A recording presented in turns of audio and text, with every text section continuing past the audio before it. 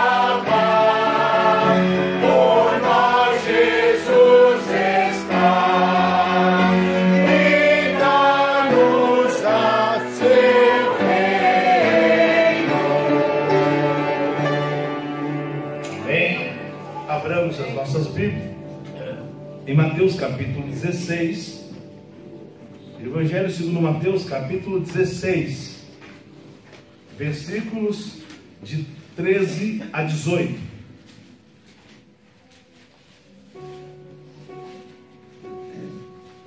Quero saudar a todos que nos acompanham nas mídias sociais. Deus abençoe a sua vida. Estamos celebrando 500 anos da Reforma Protestante e teremos uma série de mensagens voltada a essa grande marco da história da igreja cristã. E o texto base para a nossa reflexão, Mateus capítulo 16, versículos de 13 a 18. Diz assim a palavra do Senhor: E chegando Jesus às partes de Cesareia de Filipe, interrogou os seus discípulos, dizendo: quem dizem os homens ser o Filho do Homem? E eles disseram: uns João Batista, outros Elias, e outros Jeremias, e um dos profetas. Disse-lhe ele: e vós, quem dizeis que eu sou? E Simão Pedro, respondendo, disse: tu és o Cristo, Filho do Deus vivo. E Jesus, respondendo, disse-lhe: bem-aventurado és tu, Simão Barjonas, porque tu não revelou a carne e o sangue, mas meu Pai que estás nos céus. Pois também eu te digo que tu és Pedro, e sobre esta pedra edificarei a minha igreja, e as portas do inferno não prevalecerão contra ela. Que o Senhor abençoe a sua palavra. Vamos orar. Senhor, nós agradecemos o privilégio de estarmos aqui nesta manhã, para juntos celebrar o teu nome. Nos abençoa, Senhor, derrama a tua graça sobre nós. Vem estar, ó Deus, atento às orações deste lugar. Fala o nosso coração também através da tua santa palavra, e nos edifica cada vez mais na tua palavra. Abençoa cada irmão nas suas dificuldades, todos aqueles que estão até enfermos. O Senhor possa derramar de graça e de misericórdia sobre as suas vidas. Incluímos em nossa oração o jovem Tom na sua enfermidade, para que o Senhor possa agir na sua vida, mas que acima de tudo ele possa estar com o pensamento sintonizado com o Senhor. Nos abençoa nesta manhã. Fala conosco, que é a nossa oração grata ao Senhor, no nome de Jesus. Amém. Amém. Estamos então celebrando agora no mês de outubro 500 anos da Reforma Protestante. Quero falar nessa manhã aos irmãos da forma à deforma. É o título da mensagem para todos nós nesta manhã. Este mês então é esse mês, e agora dia 31 de outubro celebraremos esses 500 anos da Reforma Protestante. É o que isso tem a ver conosco? O que isso tem a ver com essa igreja? Bem, ao longo deste mês você poderá então responder essa pergunta. Ao longo desse mês, o fato é que nós somos reformados. Nossa interpretação bíblica é reformada. Nessa primeira mensagem, então, eu quero fazer uma síntese da história da igreja, desde a sua fase embrionária, formação, perseguição e crescimento e queda. Essa é a minha primeira parte dessa primeira mensagem. Ou seja, eu vou falar da forma da igreja, a deforma da igreja. Quero destacar 3 períodos da igreja nesta manhã: a igreja apostólica, a igreja perseguida e a igreja deformada. 300 anos de história. Então eu quero destacar o primeiro ponto nesta manhã para a nossa reflexão neste mês da Reforma. Eu quero falar sobre a igreja apostólica. A igreja apostólica era a igreja fundamentada. Primeiro, eu quero trazer bases dessa igreja fundamentada nessa manhã. Primeiro, ela era fundamentada em Cristo. Cristocêntrica. O texto que nós lemos então, Mateus 16:16, nos aponta para isto. Para uma igreja que compreendia plenamente o Cristo. Essa era a igreja embrionária. Está aqui começando o pontapé inicial da igreja, reconhecendo que a igreja formada é a igreja então centrada em Cristo. A primeira base então da igreja apostólica era Cristo. Jesus faz a pergunta: o que as pessoas estão dizendo que eu sou? Será que vocês compreenderam quem eu sou? Aí então Pedro responde: Tu és o Cristo, o Filho do Deus vivo. Esse é o primeiro destaque dessa igreja fundamentada, que era a igreja apostólica. A era apostólica da igreja era fundamentada em Cristo. Cristo era o centro da igreja. Segundo, ela era fundamentada na doutrina. Atos 2:42. Atos 2:42 diz que a igreja era fundamentada na doutrina dos apóstolos. Mas ela tinha um outro fundamento muito claro dessa igreja embrionária. Ela era fundamentada na comunhão. Havia comunhão entre os irmãos. Mas também ela era uma igreja fundamentada na oração. Esta é a igreja em formação. Suas bases estavam sólidas. Nada era capaz de tirar o foco desta igreja. Todas as adversidades eram resolvidas com a base no amor mútuo. Não tiravam o foco no temor a Deus e a Jesus,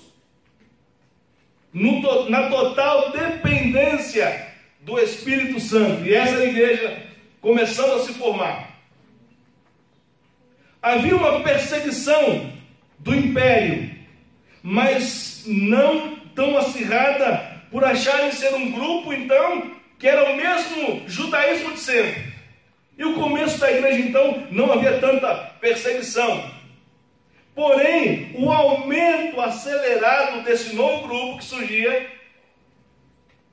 perceberam que não era apenas uma seita ligada ao judaísmo. Surge então o apóstolo Paulo, em Tarso, homem de uma cultura invejável, porém sem piedade para com os cristãos. Torna-se o mais temido perseguidor da igreja. Matava e mandava matar. Lembramos aqui no consentimento na morte de Estevão, o primeiro mártir que nós conhecemos na história. Mas essa igreja, ela permanecia fundamentada em Cristo, na doutrina dos apóstolos, na comunhão e nas orações. O divisor de águas. Paulo se torna o divisor de águas da igreja. A conversão de Paulo, então, marca a história da igreja apostólica. Em Atos 9, de 3 a 5, o texto nos diz assim: em sua viagem, quando se aproximava de Damasco, de repente brilhou ao seu redor uma luz vinda do céu, e caiu por terra, e ouviu uma voz que lhe dizia: Saulo, Saulo, por que você me persegue? Saulo perguntou: quem és tu, Senhor? Ele respondeu: eu sou Jesus, a quem você persegue. E aí é o marco divisor da história da igreja apostólica. Este é um marco para essa igreja, de perseguidor da igreja a servo de Jesus Cristo. É a partir de Paulo que a igreja firma suas bases doutrinárias e teológicas. O que podemos chamar de desenvolvimento pleno da igreja. Com toda a sua capacidade intelectual, política e espiritual. Paulo é chamado a uma obra jamais vista na história. Toda a teologia é desenvolvida e o exercício prático é colocado em ação na evangelização. Paulo se torna o maior missionário da história do cristianismo. São 3 grandes viagens, alcançando Ásia Menor e Europa. E a 4ª viagem a Roma, onde encerra o seu ciclo missionário. A igreja, agora a partir de Paulo, se torna a igreja da expansão. A igreja apostólica. Obviamente que o crescimento extraordinário da igreja despertaria o interesse por parte da liderança judaica do império. Por mais que a igreja sofresse forte oposição desde a sua origem, somente agora, em 64, Nero assume o poder, o imperador, por razões ainda obscuras, incendeia Roma e coloca a culpa nos cristãos. A partir de então segue grande perseguição da igreja. Uma fonte cristã mais recente, Sulpício Severo, ele faz o seguinte relato: naquele tempo, Paulo e Pedro foram condenados à morte, sendo o primeiro decapitado com a espada, enquanto Pedro sofreu a crucificação. E essa é a história da igreja, a era apostólica. Em 70 segue-se o cerco romano e a queda de Jerusalém. E por volta do ano 95, o imperador Domiciano baniu muitos cristãos de Roma. A razão era que ele havia se intitulado Deus e deveria ser adorado, o qual havia se rebelado contra o império. Alguns cristãos que se negavam a se prostrar diante do imperador. O ódio era tanto que tudo que acontecia de ruim, seja fome, terremotos, peste e todas as coisas, eram atribuídas aos cristãos. Foi nesse período, meus irmãos, que o apóstolo João foi exilado na ilha de Patmos, a fim de abafar o avanço extraordinário do cristianismo. Percebe que quanto mais a igreja era perseguida, mais ela crescia. Quanto mais homens e mulheres morriam, eram martirizados pelo Senhor Jesus, mais a igreja desenvolvia. Como é que nós podemos aplicar isso ao nosso tempo? Precisamos de que haja perseguição para crescer. É o que dá a entender se você olhar para as Escrituras.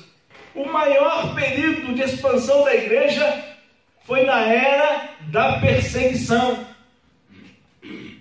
não da acomodação. Então tem algo para nós aprender nesta manhã com a igreja apostólica. Uma igreja perseguida, porém uma igreja que se desenvolveu assustadoramente, a ponto do império falar: peraí, tem coisa errada, não é possível, e perseguir a igreja. Essa era a igreja apostólica, uma igreja que tinha suas bases sólidas em Cristo, na doutrina dos apóstolos, na comunhão e nas orações. Essas são as bases fundamentais do cristianismo. Cristo tem que ser o centro da igreja. A doutrina tem que ser a doutrina dos apóstolos e de Jesus. A comunhão deve haver. Orações é a nossa intimidade com Deus. Só assim a igreja voltará aos trilhos sendo essa igreja que cresceu de maneira que assustou o império. A igreja perseguida, segundo ponto, a igreja perseguida. A igreja apostólica é essa, centrada em Cristo, na doutrina dos apóstolos, na comunhão e nas orações. Ela cresceu, ela se expandiu. Agora o segundo ponto é a igreja perseguida.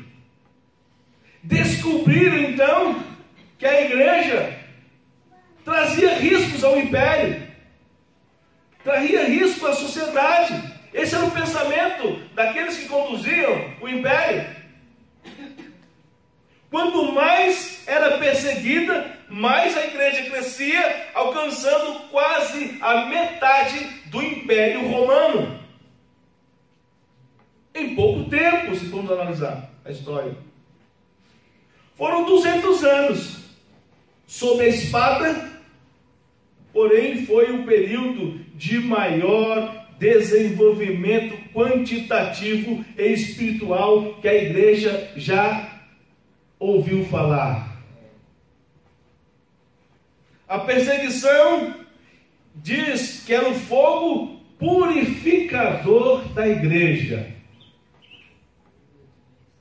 A igreja apostólica agora está bem fundamentada.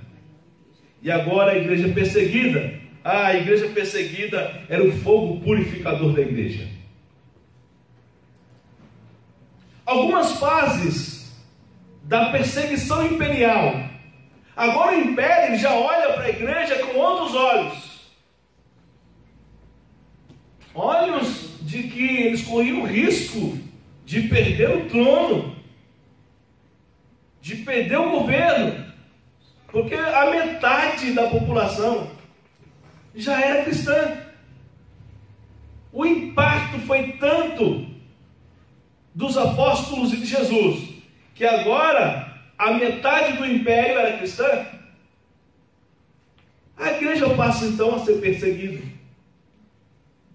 E tem algumas fases interessantes que nós vamos destacar agora nessa manhã. A primeira fase da perseguição imperial, que vai do ano 98 a 161, é a fase de Trajano e Antonino.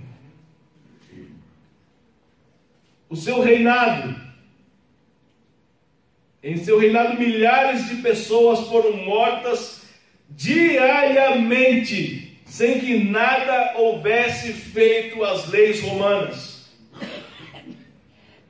Inácio, muito considerado por todos os cristãos da época, havia sido designado ao bispado de Antioquia, em sucessão a Pedro. Contam alguns que, ao ser enviado da Síria a Roma, porque professava Cristo, foi entregue às feras para ser devorado. Disse ele: agora começo a ser um discípulo. Fiada me importa das coisas visíveis ou invisíveis, para obter o poder, ganhar somente a Cristo. Que venham sobre mim o fogo e a cruz, manadas de bestas selvagens, rompimento de ossos e dilaceramento do corpo, e toda a malícia do diabo. Que assim seja, se eu tão somente puder ganhar Jesus Cristo. E acrescentou ainda ele: sou o trigo.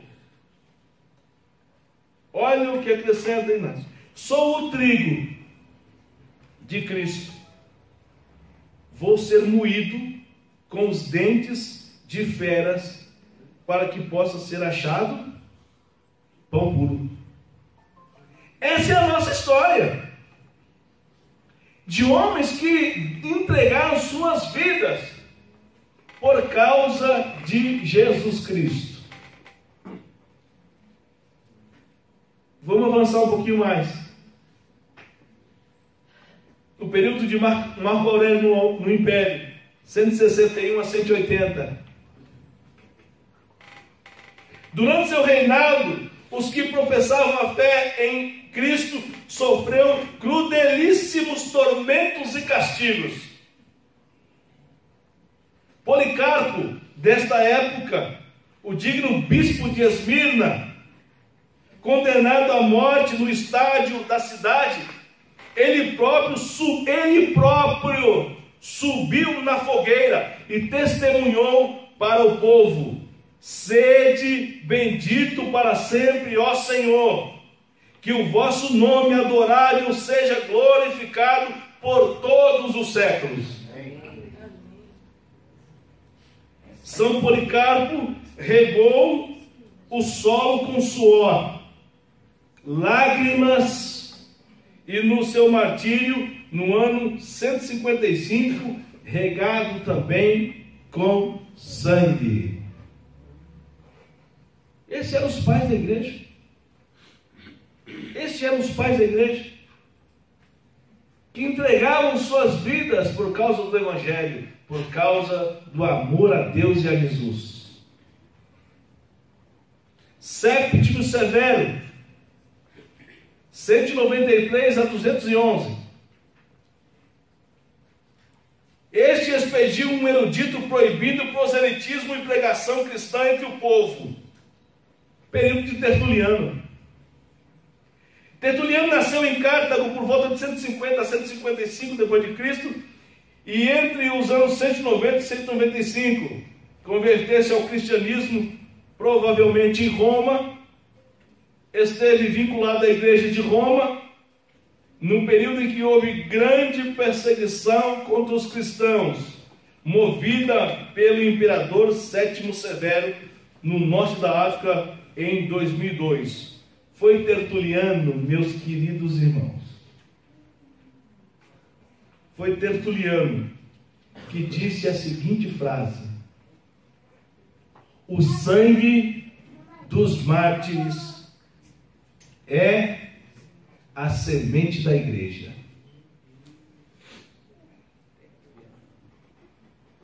Tertuliano diz: o sangue dos mártires é a semente da igreja.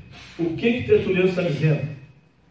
Que quanto mais a igreja era perseguida, mais ela crescia, mais ela se desenvolvia, porque ela tinha um fundamento sólido. Qual era o fundamento sólido? Jesus era o centro da igreja, a doutrina era dos apóstolos, havia comunhão e havia orações. Essas são as bases fundamentais da igreja que quer crescer. Décio, 249 a 251. Em 250, Décio expediu novo edito, reavivando o culto ao imperador e a adoração a deuses. Porém, nada disso impediu o avanço. Seu ciúme diante do assombroso avanço do cristianismo.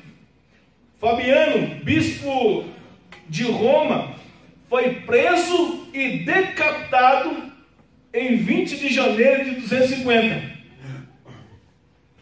Crisóstomo foi preso por ser cristão, posto em uma bolsa de couro, junto com várias cobras e escorpiões. Foi lançado ao mar. Alexandre e Epimaco de Alexandria foram presos como suspeitos de serem cristãos. Diante da confirmação, foram golpeados com estacas, rasgados com ganchos de ferro e finalmente queimados.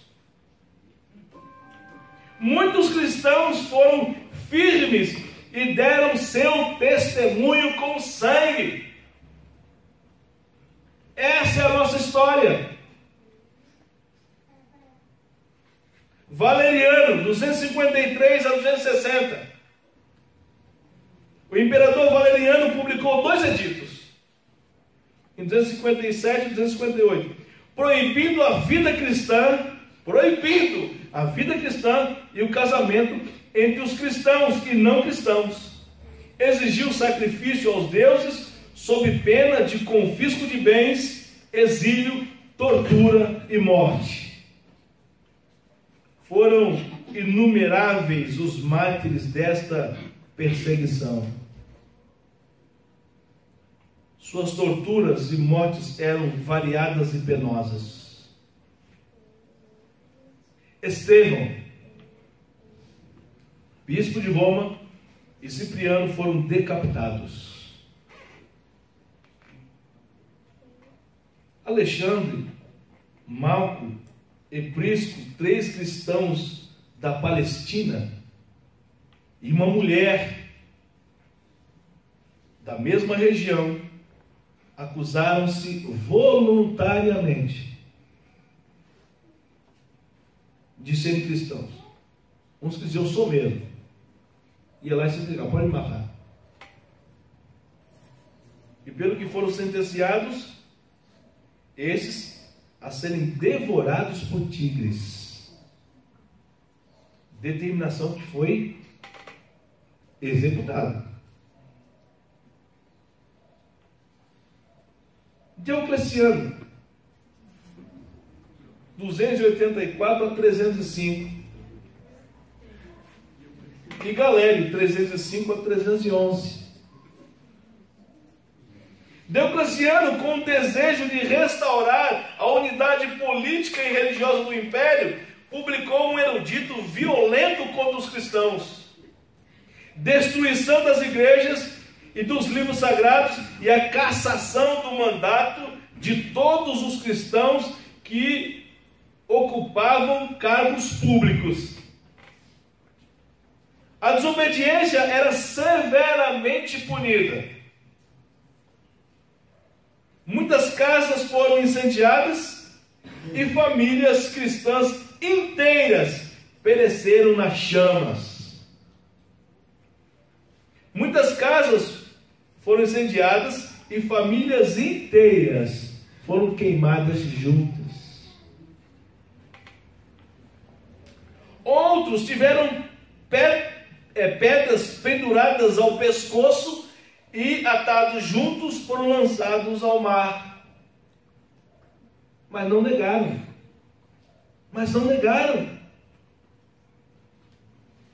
Açoites, espadas, punhais, cruzes, veneno e fome foram empregados para matar os cristãos. E essa é a nossa história.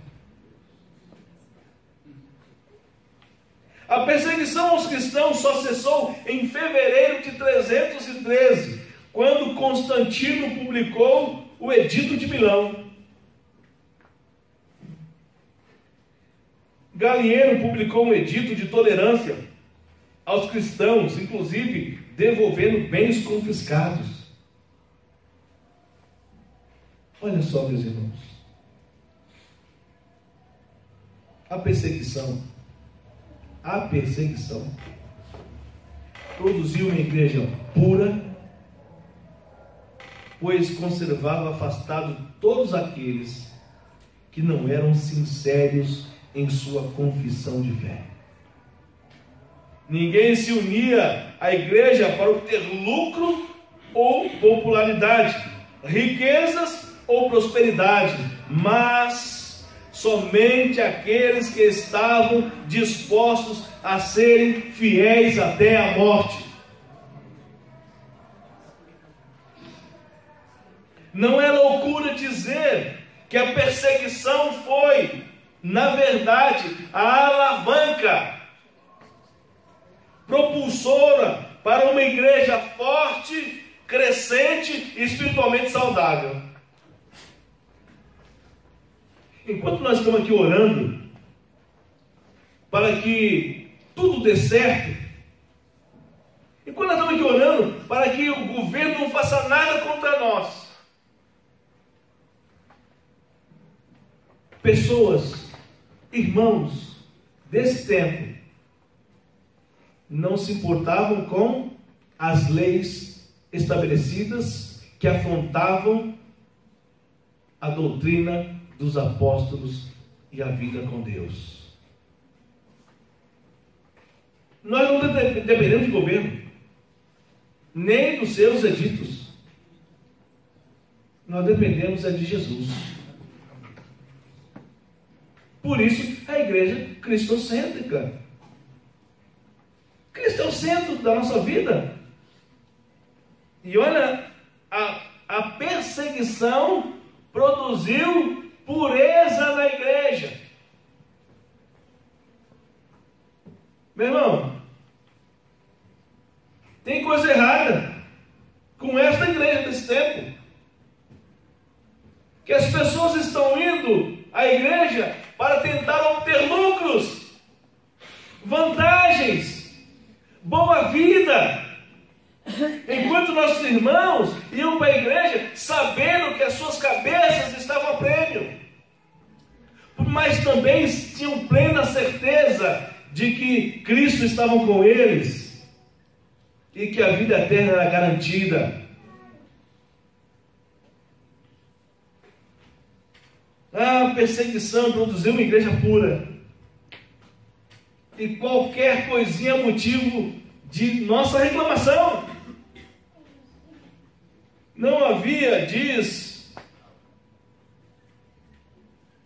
riquezas, a busca pela riqueza e a prosperidade. Tem coisa errada nas nossas igrejas? Mas somente aqueles que estavam dispostos a serem fiéis até a morte. Será que nós estamos dispostos? Será que é essa disposição nossa de morrer por Cristo?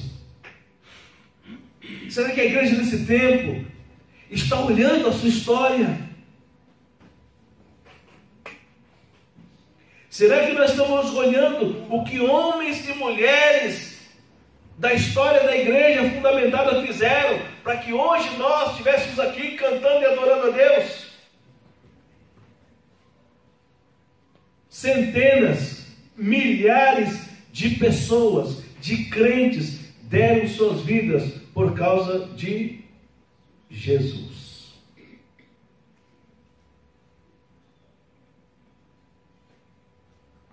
Ser crente não era ser popular, não. Hoje é moda ser crente. Todo mundo quer ser. Não há sofrimento, não há perseguição, não há temor a Deus, não há busca do interesse do reino, mas do interesse da terra. Aí é fácil. Eu quero ver fazer como esses irmãos que perderam suas cabeças, casas, foram queimados em fogueiras, foram crucificados, foram mortos à espada, por causa de Cristo e do Evangelho do Senhor Jesus. O Evangelho de Deus. As boas notícias que Deus mandou trazer por Jesus. Como estamos acomodados? Como estamos parados? Como não damos valor à nossa própria história?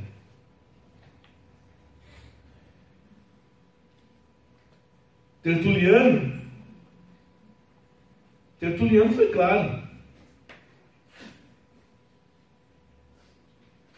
Os mártires eram a semente.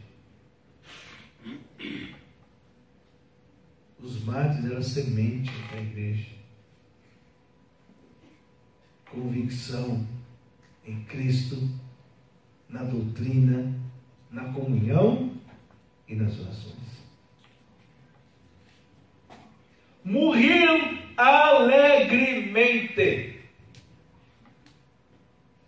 Morriam com um sorriso no rosto. Morriam porque sabiam que não poderiam negar o o Cristo que havia prometido grandes coisas, que havia prometido vida eterna. A igreja chega ao ponto máximo da sua história. A igreja chega ao ápice do cristianismo. 313. Quanto mais era perseguida, mais crescia. Quanto mais morria, mais multiplicava. Um marco da história da igreja. Quanto mais era perseguida, mais evangelizava. Quanto mais era perseguida, mais convicção tinha. Por quê? Porque ela estava fundamentada na doutrina, na comunhão, nas orações e principalmente Cristo era o centro da vida desta igreja.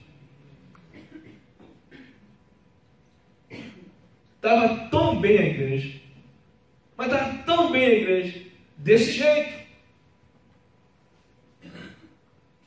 que houve uma mudança tremenda nesse período. Mas para pior. A igreja, terceiro ponto, a igreja deformada. Se a igreja tinha uma forma, qual que era a forma mesmo? A forma da igreja, meus irmãos, é muito básica para a gente entender. Ela era centrada em Cristo, na comunhão dos apóstolos, na doutrina e na oração. Isso era a igreja. Sólida, forte. É a igreja formada. E a igreja estava a todo vapor.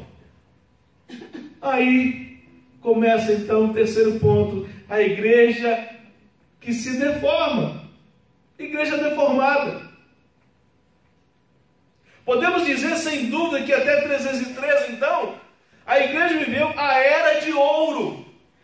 A era de ouro da igreja.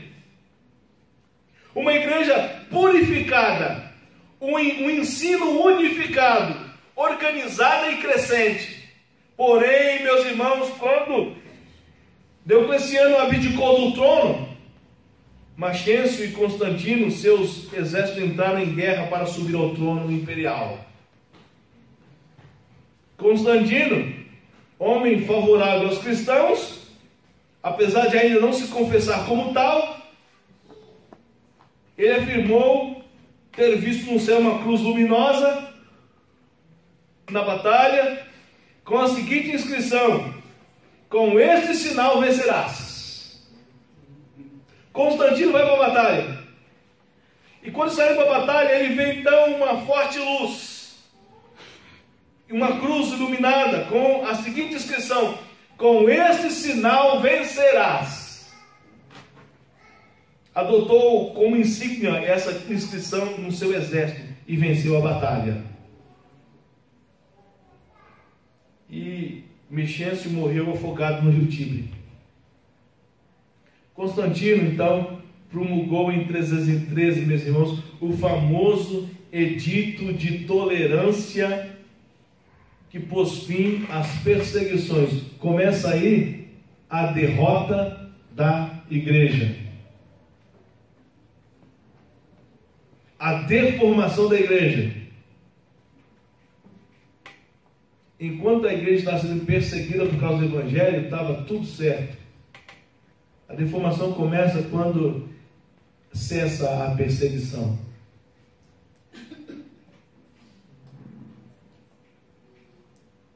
E aí ele favoreceu o cristianismo, Assumiu o posto supremo de imperador em 323. E é a partir daí que dá-se início então a deformação da igreja. os interesses, perceba aí, meu irmão, vamos perceber os interesses. Olha só, os interesses passaram a ser outros. A deformação começa quando os interesses não são os interesses do reino. Agora a igreja era o próprio império.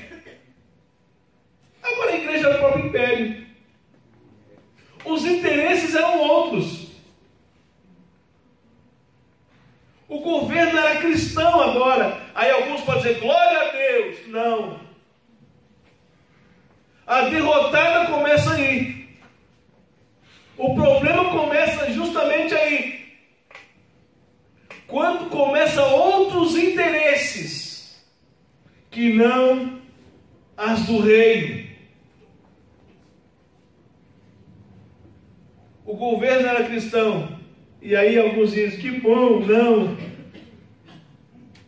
A igreja passou de perseguida, preste atenção. A igreja ela passa de perseguida a perseguidora.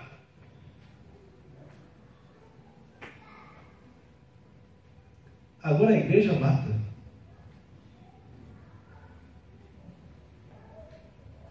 Agora a igreja é o governo. E agora nós vamos perseguir aqueles que nos perseguiam. A igreja comete séries de barbáries. Não sei o que eu vou fazer essa parte. É bom Fábio à noite. Mas eu estou dando aqui a introdução para ele. A sua deformação está principalmente, olha só, a sua deformação está principalmente por deixar de olhar para o alto, reino celestial, e começa então a olhar para o mundo, reino terreno. Essa começa a grande deformação da igreja. Quando ela olhava para o alto, ela era fundamentada em Cristo, na doutrina dos apóstolos, na comunhão e na oração. Agora os interesses são outros. O reino agora é segundo plano. Agora há outros interesses da igreja. O meu horário já acabou, mas eu vou concluir. Eu vou concluir dizendo para os irmãos que em 3 séculos a igreja passa da forma à deforma. Em 3 séculos a igreja passa de uma igreja que o coração de Deus estava contagiando de alegria para uma igreja completamente deformada. Do auge espiritual ao declínio ético e moral. E esse declínio, então, nós veremos logo mais à noite. Até mesmo com mais detalhes do que a igreja, do preço que a igreja pagou por olhar mais para a terra do que olhar para o céu. Os nossos cultos, esse culto contemporâneo nosso, são cultos, muitas igrejas, de muitas vezes, voltada ao homem e não a Cristo. Eu acho que ao longo desse mês você vai aprender que nós precisamos fazer uma nova reforma. E vamos tentar voltar às origens.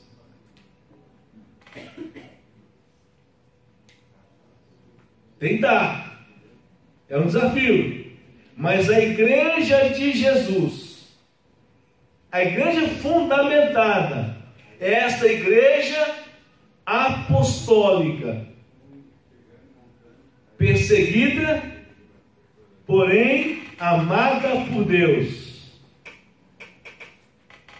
E uma igreja que cresceu firmada em Cristo, na doutrina, na comunhão e nas orações. Que Deus nos abençoe nessa primeira parte. Amém? Vamos orar. Obrigado, Senhor. Obrigado por nossa história, pela história da igreja. Irmãos que hoje são exemplos para nós, homens e mulheres, na formação da igreja, no primeiro século, até o terceiro século, que dedicaram plenamente as suas vidas ao Senhor. Abençoa essa igreja, Senhor. Abençoa a igreja deste século 21, para que ela possa entender a sua missão, a responsabilidade que ela tem com a palavra, para que ela possa viver plenamente a igreja que o próprio Jesus instituiu. Nos abençoa, Senhor, e nos dê condições de fazer isso. Abençoa a tua igreja, as igrejas reformadas desse tempo, para que elas possam crescer conforme a tua santa e bendita vontade. Nós oramos agradecidos por tudo, no nome de Jesus, nosso Senhor e Salvador. Amém. Amém. Deus nos abençoe nesta manhã.